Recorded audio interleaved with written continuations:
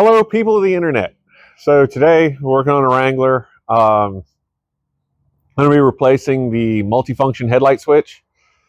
Looks pretty straightforward. Most of these are pretty straightforward. I have the battery disconnected, and the problem that I was having is my headlights and front turn signals were blinking randomly when they shouldn't.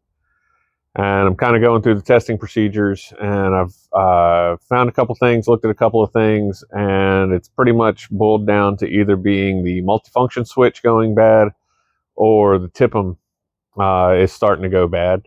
And $100 switch is better than a $400 or $500 TIP'em any day of the week. So we're going to try the switch first, see if it works, and I'll talk you through how to replace it, because they do go bad and they will need to be replaced at some point in the probably in everyone's ownership of these if they keep them longer than a couple of days. So let's re-ring the camera and get started. Okay, so like I said, I got the battery disconnected, and I'm sorry if the mic is popping. I'm still trying to get used to it, figure out the right position and volume to speak and things like that, and I probably need one of those big fuzzy covers. But anyway, down here in the middle there's a single torque screw. It takes a T20, so you'll want to take that out. Once that's out, we should be able, I'm doing this on the fly, I don't actually, there should probably be something up there. Let's see here.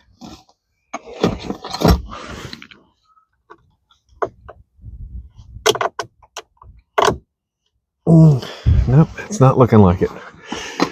All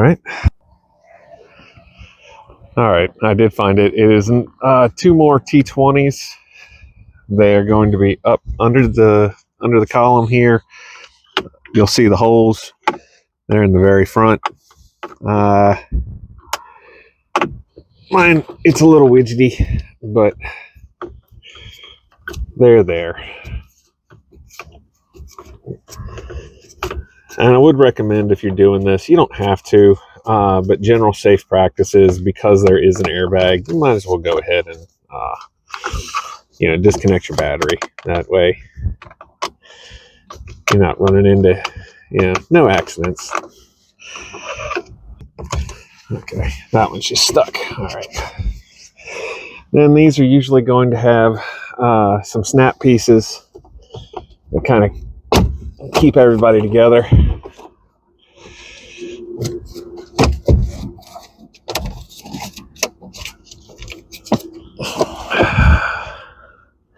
There's the other one.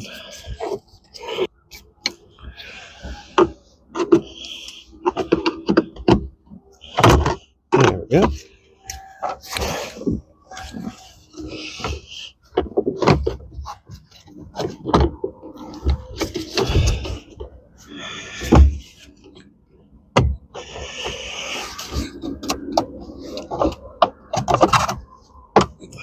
I see.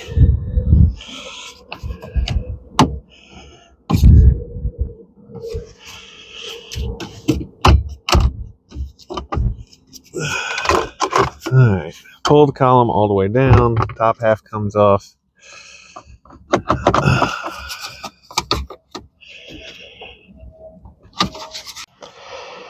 All right, so yeah, everything's nice and dirty. I can't get enough room. This screw right here is a Phillips head screw, and something you're going to need to pay attention to is you can get these with and without fog lights, so make sure you buy the right one, whether or not you have fog lights. I can find my Phillips head screwdriver. Now I'm going to try to do it with just taking this much apart. This guy looks like, to get it off, you actually need to take these lower panels off, and I don't feel like doing that. So we're going to try to do it without. Let's see what happens. All right, yep, and it's one little screw, like I said, with the Phillips head.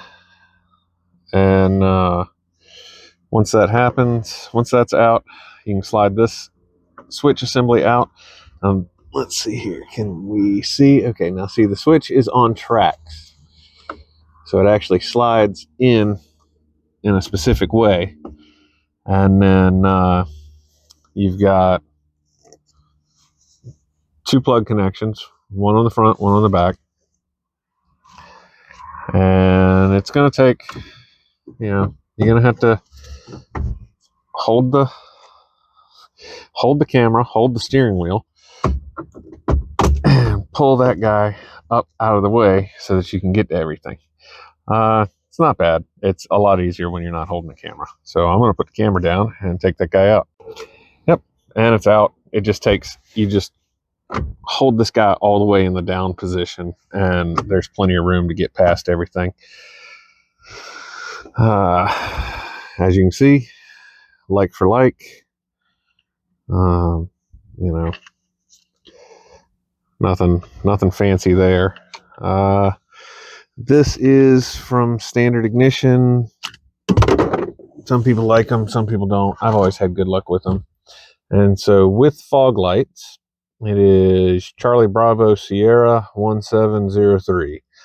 That's your part number right there. Obviously, installation will be opposite of removal.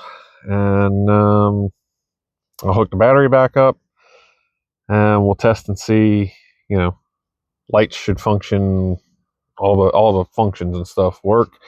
Then I'll just have to keep an eye on it and see if the lights are still flashing around and being crazy or not.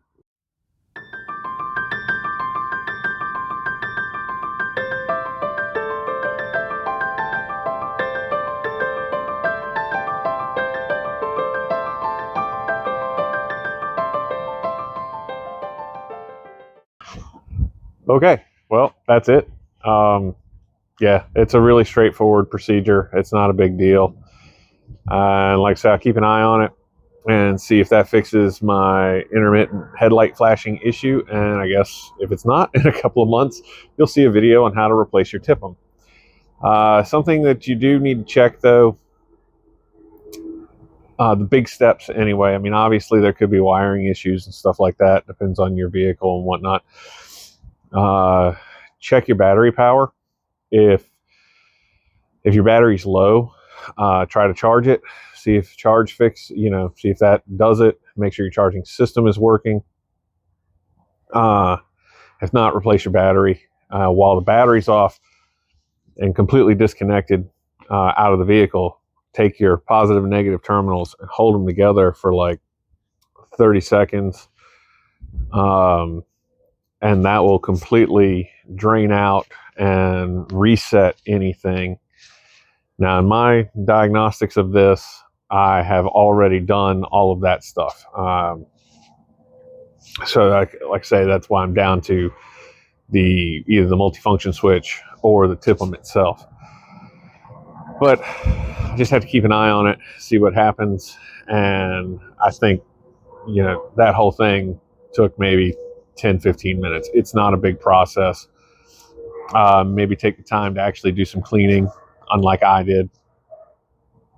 And I guess I got animals fighting or something. I don't know. Sorry, distracted. Oh, we're going to cut it short so I can go figure out what that is and get out, have fun, go do something you like.